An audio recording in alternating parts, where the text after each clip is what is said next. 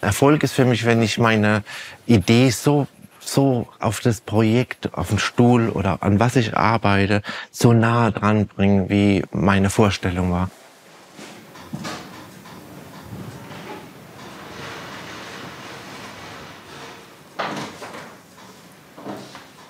Also der Round ist ein sehr weicher Stuhl. Ich mag den Round, weil er sehr runde Formen hat, deswegen auch Round. Das ist recht viel Arbeit hier.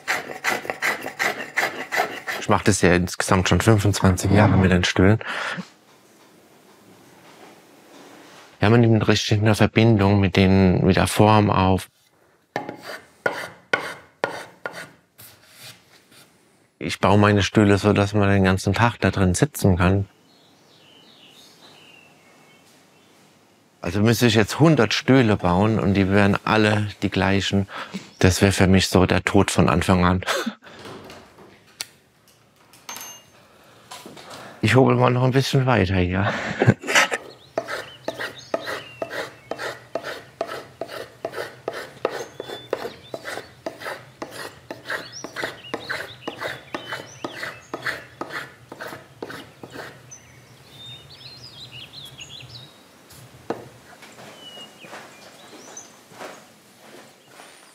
Peter Hoog liebt schönes altes Holz.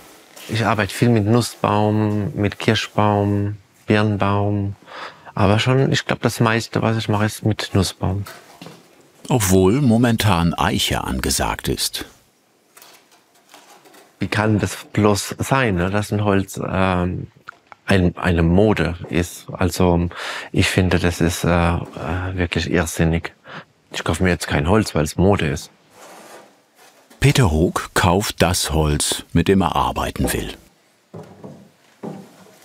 Mit dem Baum beginnt die Arbeit und ich suche jetzt, wenn ich Bäume kaufe, schon immer Bäume, die wirklich sehr groß sind. Also am liebsten jetzt für Stühle, zum Beispiel, da mache ich am liebsten die ganze Sitzform aus einer Platte. Das bedeutet auch, ich brauche wirklich große Platten, alte Bäume. Also hier stehen zum Beispiel jetzt an der Wand, fast alles, was hier steht, ist, ich glaube, über 100 Jahre mindestens. Manche Bäume hier 120, 130 Jahre alt.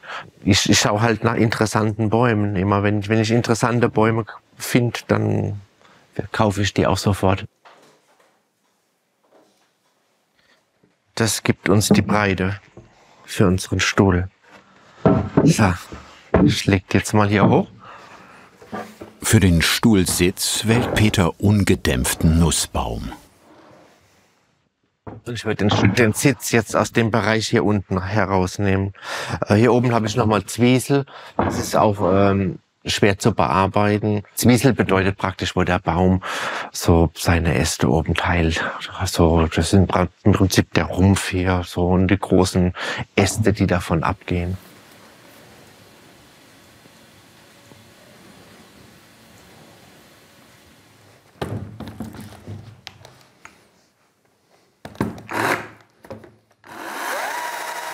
Peter ist quasi in Sägespänen aufgewachsen. Sein Vater hatte eine Schreinerei. Weiterentwickelt hat er sein Handwerk in Seattle, wo er 10 Jahre lang gelebt und gearbeitet hat und auf den Stuhl gekommen ist. Ich mache jetzt die Form hier ganz frei. Wir bauen ja so einen Stuhl, den ich schon öfters gebaut habe, so den Round. Und ich gehe jetzt mal hier ganz frei in die Form rein. Ich zeichne die Linien einfach so jetzt mit meinem Handgelenk hier, aus dem Handgelenk hier raus. Und danach sägen wir das an der Bandsäge aus.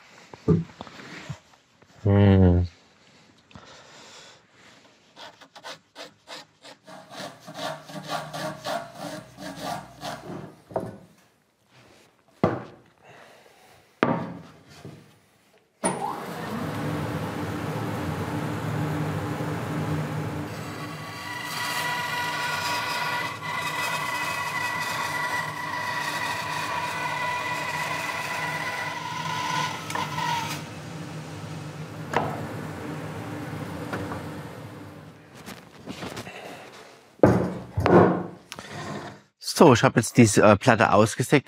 Ich zeichne mir jetzt hier hinten so eine Orientierungslinie rein, wo die Aushöhlung von dem Sitz, wo ich die anlege oder beziehungsweise wo meine Grenzen hier sind. Und ich mache das jetzt einfach mal so. Ich mache das jetzt einfach aus dem Handgelenk raus.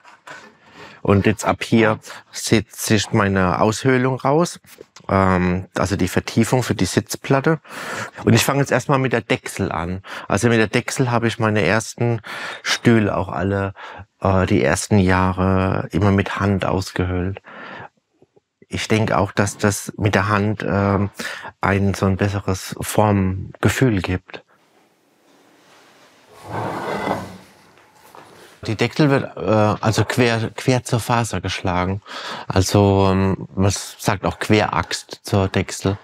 Ja, und die ist ziemlich rapide also mit der kann man wirklich sehr viel Holz wegbewegen. Das ist ein uraltes Instrument, fast wie ein Faustkeil, nur halt ein Faustkeil noch mit einem Griff oder wie ein Beil.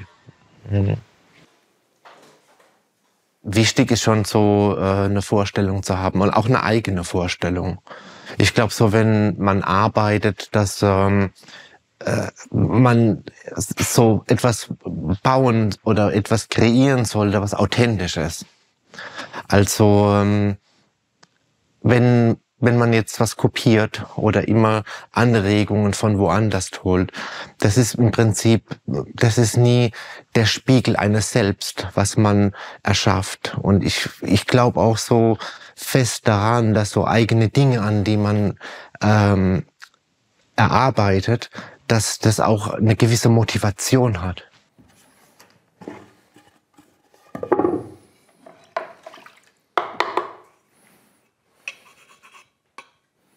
Also die Dechsel, die ich jetzt benutze, kommen alle aus dem Nordwesten. Also bei Seattle oben. So, da gibt's so Werkzeugmacher, die herstellen. So. Ja, die ist richtig scharf wieder. Gut.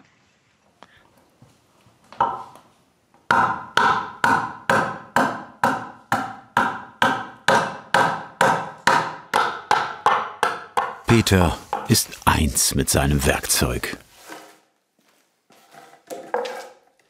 Die Dechsel verwächst regelrecht mit seiner Hand.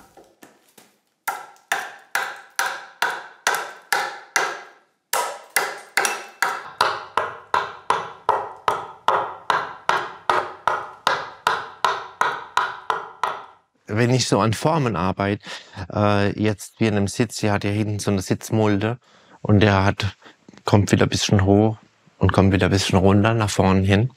Also wirklich, Form ist wirklich überall.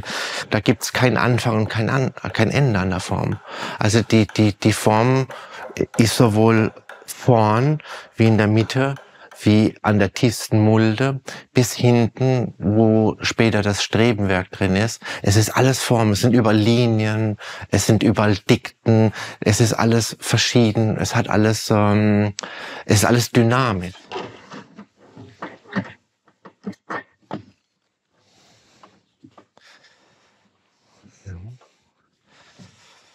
Das nennt sich ein Pattern Maker Schraubstock und der hat eine Besonderheit, dass er sich in alle Richtungen drehen kann. Also ich kann den hochbringen, ich kann den 360 Grad drehen, ich kann den auch hier einspannen und hier drehen. So, der kann so alles. Der wurde in Amerika entwickelt, als in den 20er, 30er Jahren Autos die Schablonen gebaut wurden. Und die wurden alle erst in Holz gefertigt, so die Karosserien.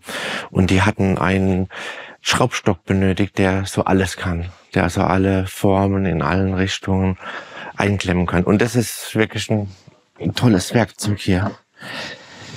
Der ist so. Ich richte mir das erstmal ein, dass ich das richtige Licht hier habe. Und dann kommt ein Werkzeug jetzt, das heißt Scorp-Eisen. Mit dem werde ich jetzt erstmal die groben Unebenheiten von der Dechsel so ein bisschen einglätten.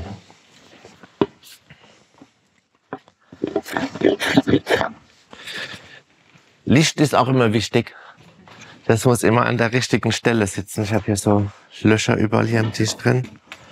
Und da kann ich mir die mal so einrichten, dass ich auch den richtigen Schatten hier auf der Oberfläche habe.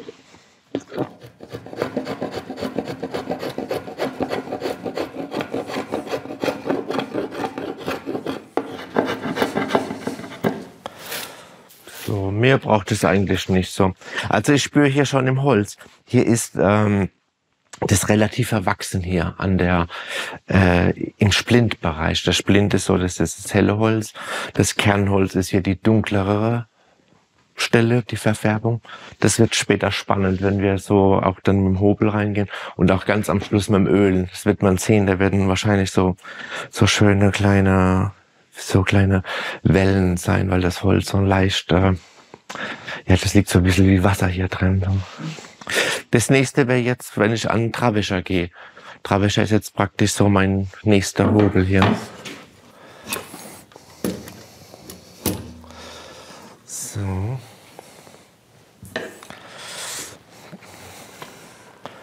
Das ist jetzt so ein Rundhobel und der kann so praktisch alles. Mit dem kann ich in die hohlen Flächen hobeln. Ich kann auch jetzt was machen, was rund ist. Ich kann aber auch ganz gerade Flächen hobeln. Und dadurch, dass der so einen leichten Bogen hier unten drin hat, bricht der das Holz auch anders. Also es ist jetzt, ich habe immer nur kleine Flächen mehr oder weniger und die werden praktisch wie aus dem Holz gebrochen. Es ist leichter zu arbeiten. Und ich gehe hier quer mit dem Travischer hier jetzt rein.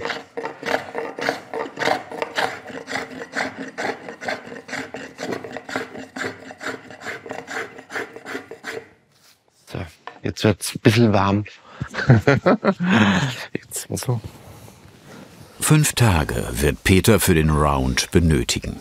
Die Arbeit macht ihm Spaß und Freude, ist allerdings auch anstrengend. Ja, so ist das.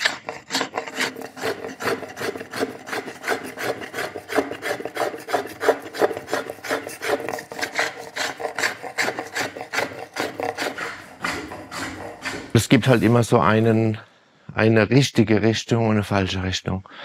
Und mit dem Hobel kann ich sehr schnell reagieren. Also ich bin hier, ich spüre das sofort, ob das einhakt oder ob das jetzt ganz sauber drüber schneidet.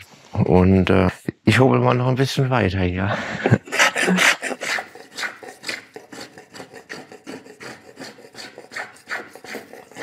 Der Klang des Hobels ist für Peter Musik, die ihn leitet.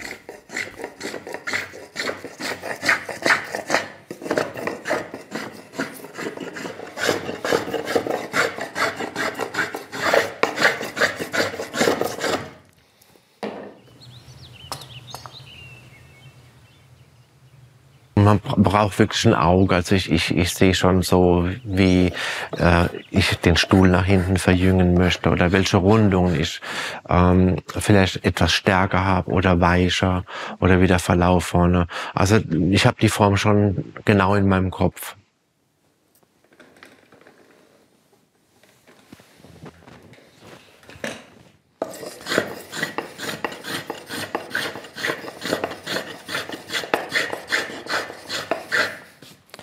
So, die Form, die entwickelt sich jetzt wirklich sehr schön hier. So dieser schöne Vertiefung hier, die Sitzmulde hier. So, jetzt bin ich fast da. Also ich würde jetzt noch hier hinten die Unterseite anmalen und dann wieder von unten erstmal die bisschen Grobmaterial wieder wegdechseln, wie was ich gestern hier mit der Sitzmulde hier gemacht habe. Dann nehme ich dann den Sitz hier wieder raus und zeichne mir den hier so grob mal an.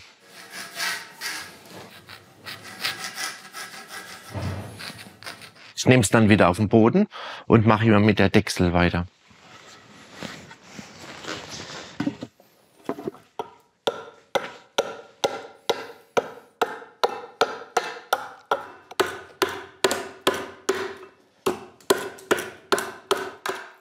Geist und Hand sind verschmolzen, wenn Peter auf den Punkt trifft.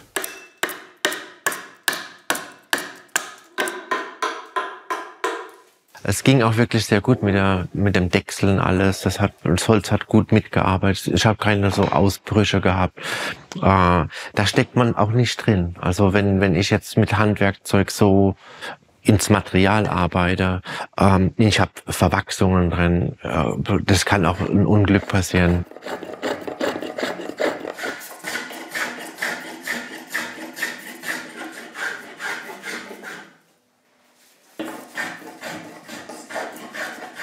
Ich habe jetzt nach dem Dechseln habe ich auch hier die Unterseite ausgehobelt und wir hatten ja da schon ein bisschen Dicke. Ich bin auch gut um diese Verwachsung hier rumgekommen. Die hat sich in sozusagen nichts aufgelöst. Ja, ist noch ein bisschen Hobel und dann schauen wir uns das mal alles an. Eigentlich mache ich ja das Gegenteil von dem, was ich auf der Sitzfläche gemacht habe. Hier wird alles jetzt rund ausgehobelt. Auf der anderen Seite hatte ich alles hohl. So. Und mein Hobel macht hier alles mit.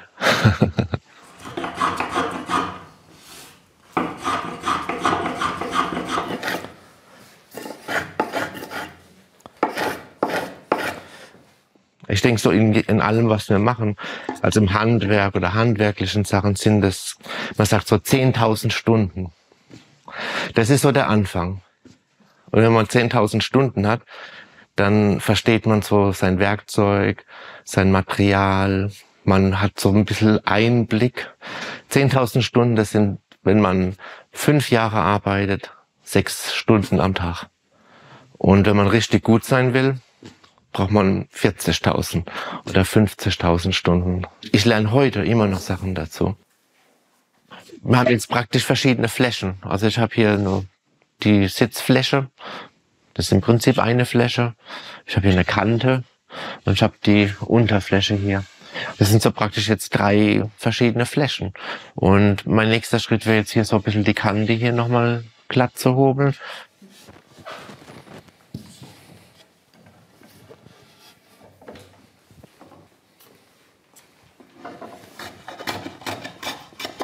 Also ohne Können gibt's auch keine Kunst. Also man muss schon sein Handwerk können, dass man genau das sieht, was man macht. Sozusagen, das ist wie ein Musiker, der sich an Noten bedient. Also man muss die Noten verstehen, um sie spielen zu können. Und für mich sind die Werkzeuge wie halt auch Instrumente.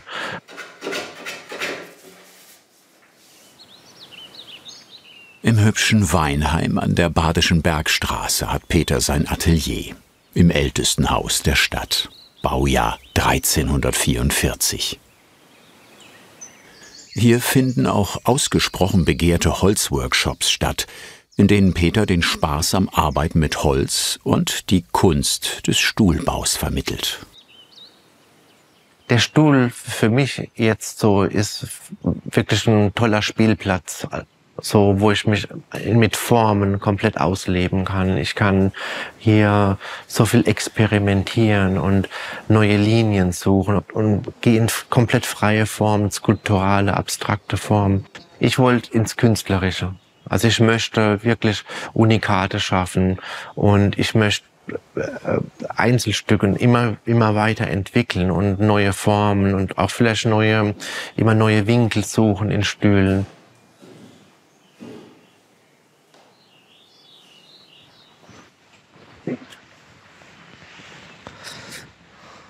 Ich sitze jetzt hier in meinem Smoker und ich habe diese Stühle, baue ich 17 Stück davon, also ich mag die so limitiert.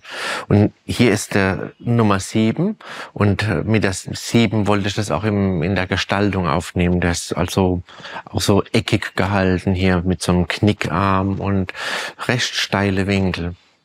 Und der Smoker ist wirklich so ein Stuhl, der einen so, wie soll ich sagen, der umarmt einen von hinten, der nimmt einen, das wie so ein schützender, die Rückenlehne ist so weit auslaufend, dass er so wie Schutz einen so beschützt von hinten und wie umarmt, also und aufnimmt.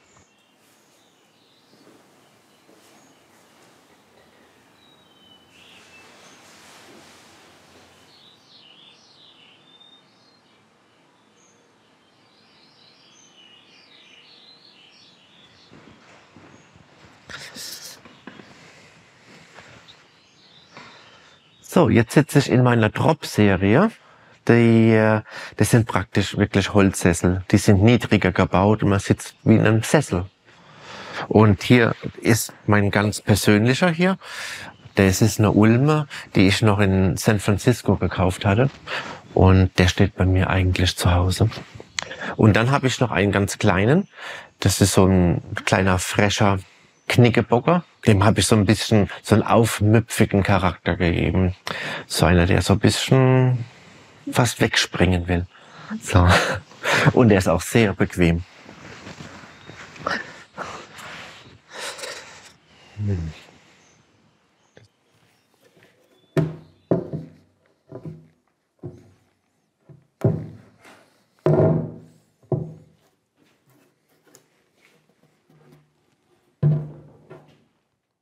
Jetzt habe ich hier ein Brett Ahorn und für den Stuhl mache ich so eine Holzkombination. Also ich mache einmal die Sitzfläche hier aus Nussbaum, den ungedämpften, und das ist eigentlich der einzigste Nussbaum jetzt im Stuhl auch drin. Ich werde dann die Rückenlehne aus Ahorn machen, die Beine aus Ahorn und die Strebenberg hinten auch Ahorn alles. Und ich teile jetzt erstmal die Rückenlehnen hier ein. Und für die Rückenlehne muss ich den Ahorn hier verleimen. Das ist mir nicht dick genug hier. Er braucht also 2 Platten.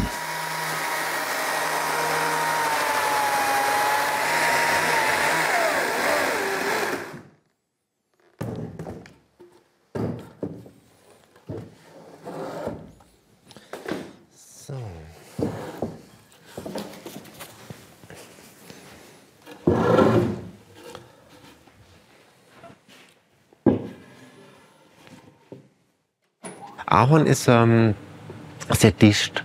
Also die Oberfläche von einem Ahornbrett, die ist sehr geschlossen. Ahorn ist wirklich ganz glatt oben.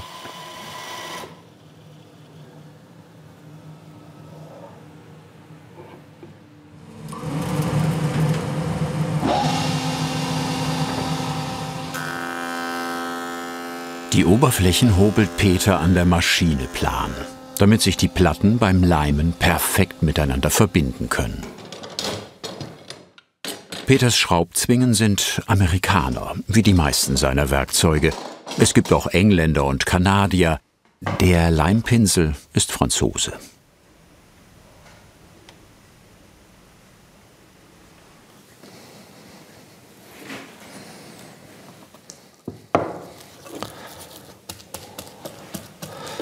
Auf beiden Seiten gebe ich hier Leim an, sodass da wirklich das nicht am Leim mangelt, dass das klebt. Ja.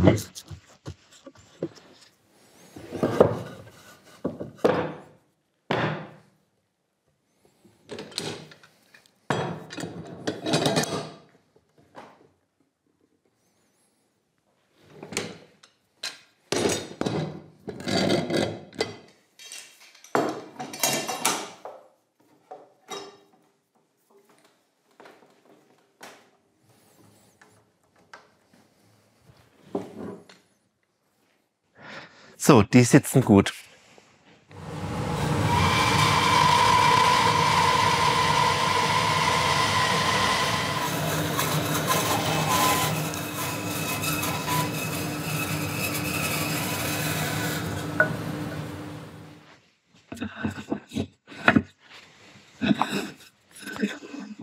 So, jetzt haben wir unsere Ahornbeine ausgesägt und eine Bandsäge. Ich werde jetzt runden mit den Ziehmessern.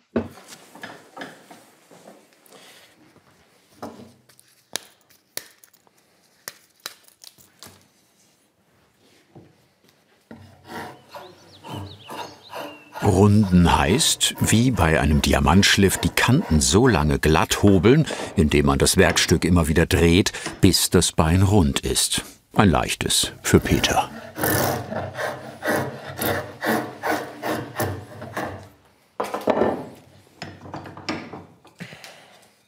Das ist jetzt nur fürs Grobe. Jetzt habe ich mit dem Ziehmesser mal so die ganzen Kanten abgeflacht oder abgerundet hier. Nach dem, nach dem Ziehmesser nehme ich jetzt einen Hobel. Mache ich mit dem Hobel weiter. Und dazu habe ich so Schweifhobel. So, die sind auch alle verschieden eingestellt, gröber, schwächer. Ich nehme jetzt mal den hier. Zu schwach. So.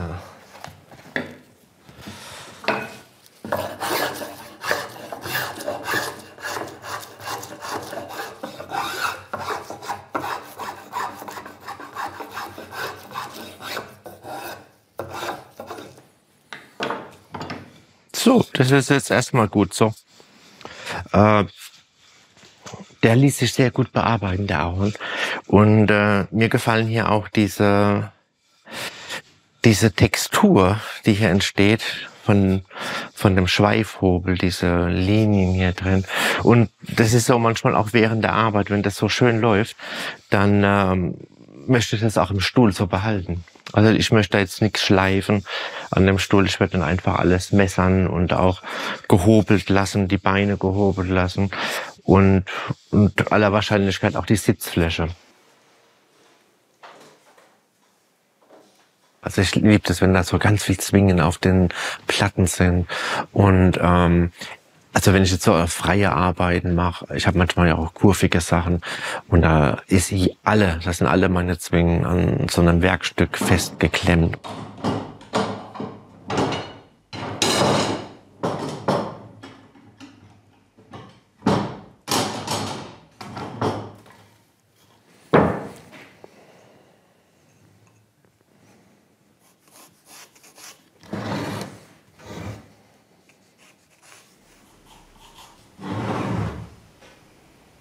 Ich reiz das jetzt auch hier aus, also praktisch, ich habe jetzt so diese Breite von der Platte und ich nehme jetzt auch die Breite jetzt so wirklich voll mit so und je nachdem verändere ich so manchmal hier 5 Millimeter, da ein paar Millimeter, manchmal 1 Zentimeter breiter, so dass auch jeder Stuhl so eine eigene Sprache hat und auch ein Unikat ist.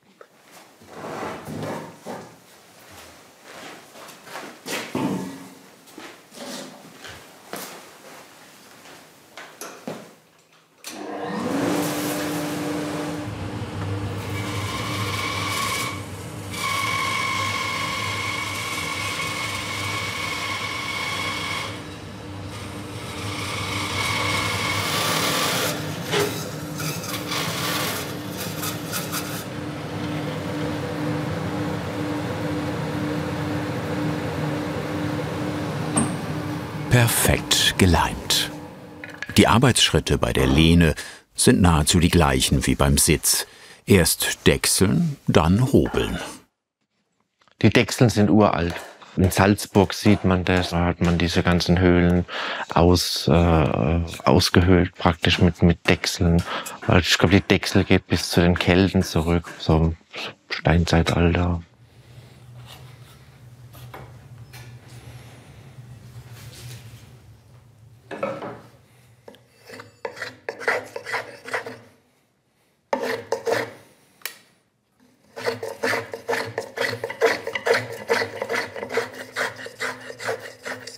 Ich arbeite meine Stühle so, dass auch wirklich etwas Sinnliches in den Stühlen, ein sinnliches Bild ist, das einen berührt.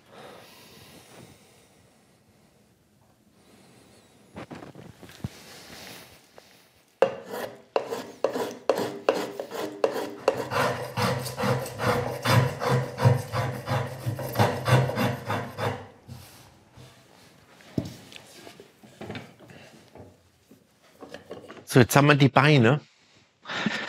Die Beine, die setze ich auch in den Stuhl so wie auch alles per Auge. Und ich nehme die Beine einfach und halte die so, wo mir die Position gut gefällt. Und mache dann so hier meine Markierung auf der Sitzfläche. Gut, dann käme das Bohren.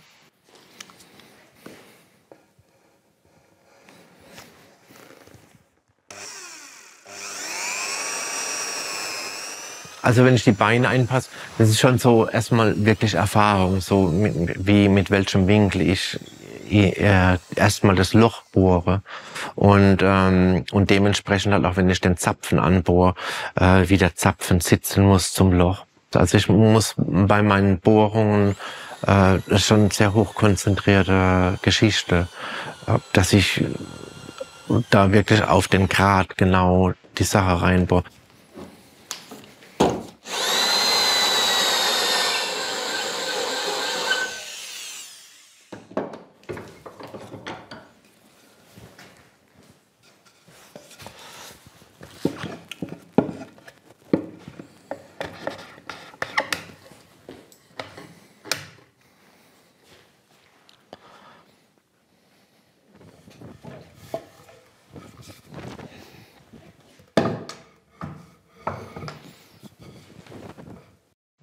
Also die Winkel passen jetzt und die Abstände sind gut, vorne, hinten und an der Seite.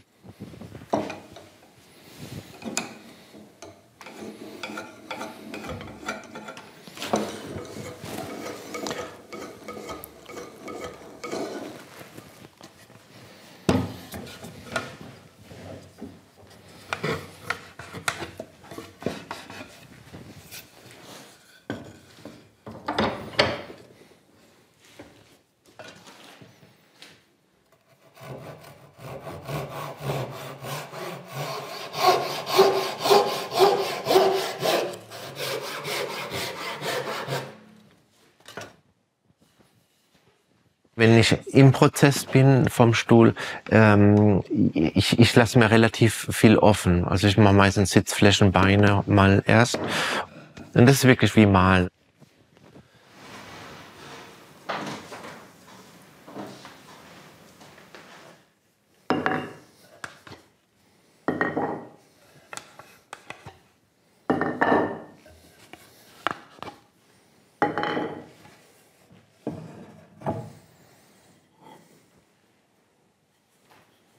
Ich mache jetzt hier 2 Schnitte, so keilförmig, weil wir treiben später hier, wenn wir verleimen, oben einen Keil ins Bein rein.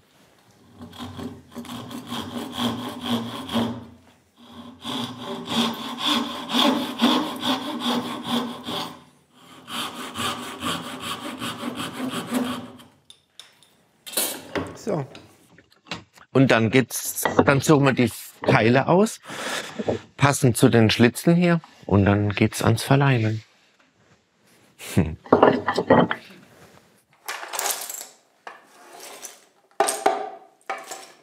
Ich mag das, weil man sieht, wie das gebaut ist. Also, dass hier noch ein Element drin steckt und es ist im Prinzip eine ganz alte Holzverbindung, die verkeilte. Durch den Keil, wenn dann später der Keil hier mit dem Hammer hier reingeschlagen wird, haben wir auch, erzeuge ich hier Spannung in der Verleimung.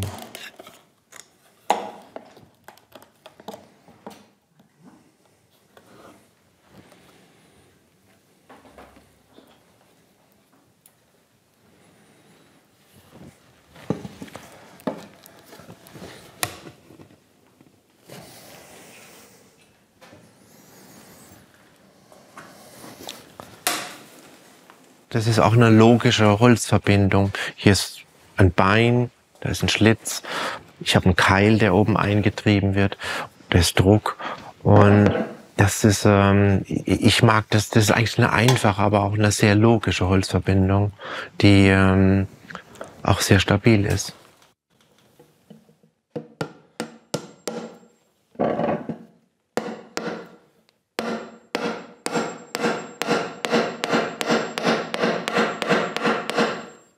Also wenn man die einschlägt, das hat so einen Ton, der geht immer höher. Und das ist auch, was man achten muss. Das hört man dann auch, wenn die Spannung im Bein ist.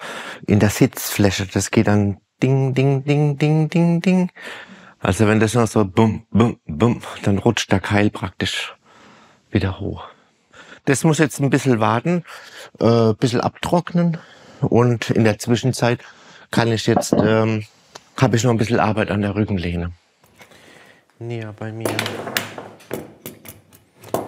Wahrscheinlich hier.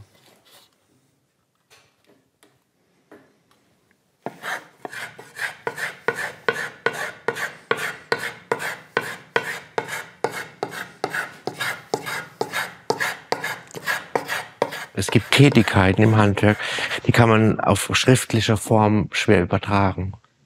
Also ich könnte jetzt, was ich hier mache, gar nicht auf Papier schreiben, wie ich einen Hobel halt, warum ich jetzt, das ist alles auch eine Erfahrung, ein Gefühl mit dem Material, was man erlernt, also über viele Arbeitsstunden. So ähnlich wie wenn man aufschreiben müsste, wie man sich die Schnürsenkel bindet.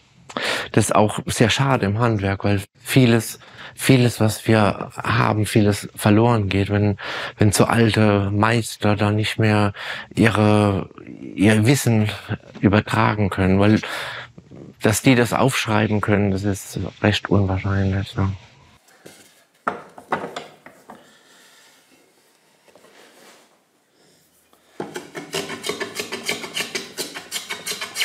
Also die kleinen Hobel, die liegen wirklich sehr fein in der Hand. Das sind so kleine Einhandhobel. Sind auch hauptsächlich benutzt werden die für den Instrumentenbau.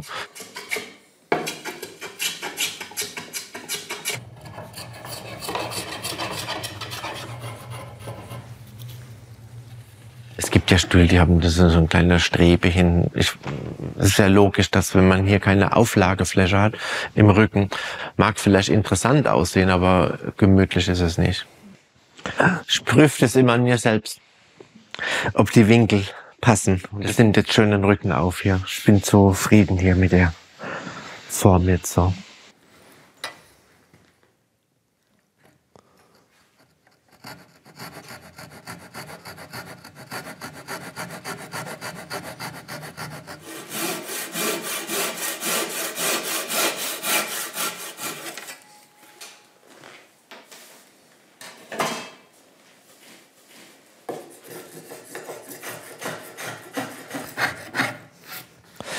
Die Details sind ja heute leider so verloren gegangen in unserem modernen Möbel.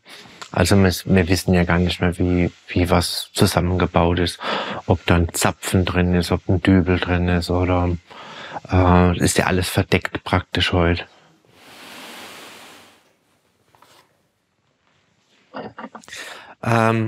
Ich habe hier alle Abschnitte von meinen Stühlen gesammelt und im Prinzip habe ich von all meinen Stühlen so ein bisschen DNA. Und diese kleinen Zapfen hier, die jetzt abgeschnitten wurden, die hebe ich alle auf. Also ich kann und ich beschrifte die alle. Also das sind entweder die Namen von den Stühlen drauf, auch das Jahr, wann ich die gebaut habe. Und hier haben wir Handwerkskunst und SWR. Und das werde ich jetzt auch hier unten drunter setzen. Also einmal SWR. HWK 2022. Und in die Kiste. Gut. Das ist jetzt, wo ich meine erste Sprosse reinsetze. Das braucht ein bisschen Übung. Hat man schon ein paar Stühle vorher vielleicht verbohrt.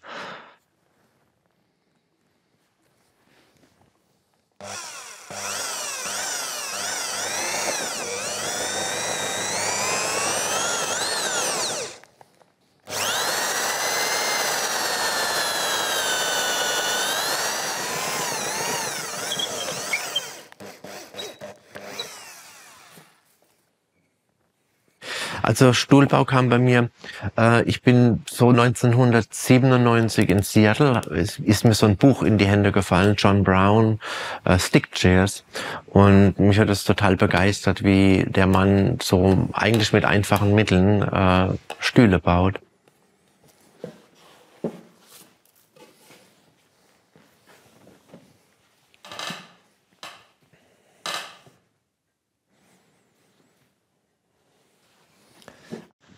So, das sitzt gut. Da stimmen die Winkel sitzen gut hier. Ja.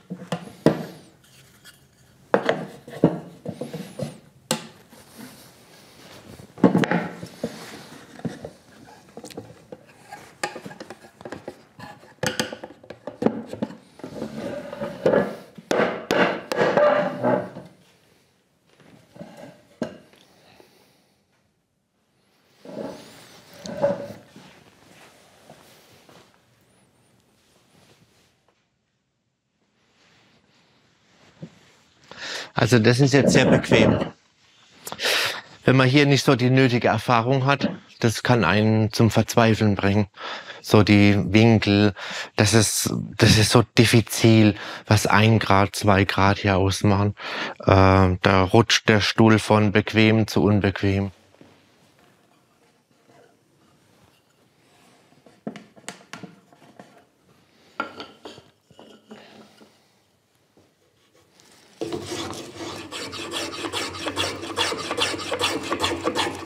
Handgehobelt, der ganze Stuhl, nicht geschliffen. Einzigartig. Ich tue also alle Stühle erst signieren, tragen alle ihren Namen und dann auch das Baujahr. Und dann haben sie noch unten so einen kleinen Knopf drin.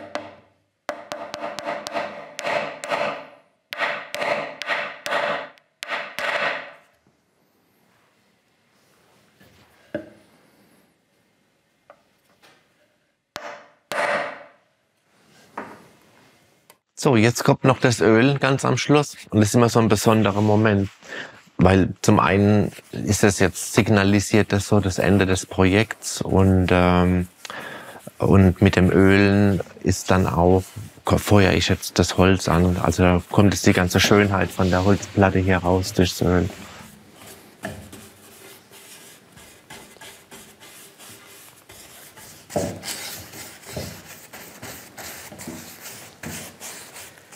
Der Stuhl ist jetzt fertig, also ich bin auch sehr zufrieden mit.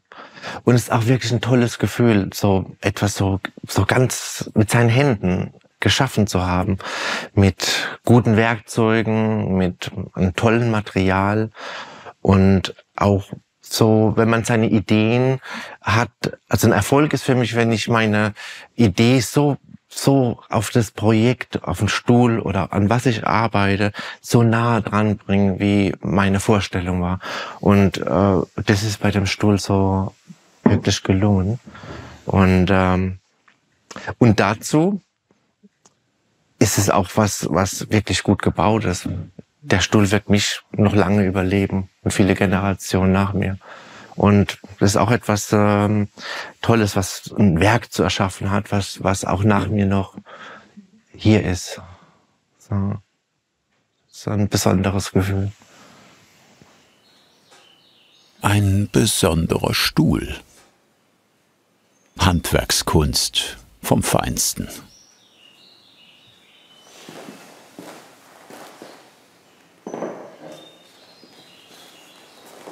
Der Round. Hat dir diese Handwerkskunst gefallen? Dann schreib uns deine Meinung zum Film in die Kommentare. Und nicht vergessen, Kanal abonnieren.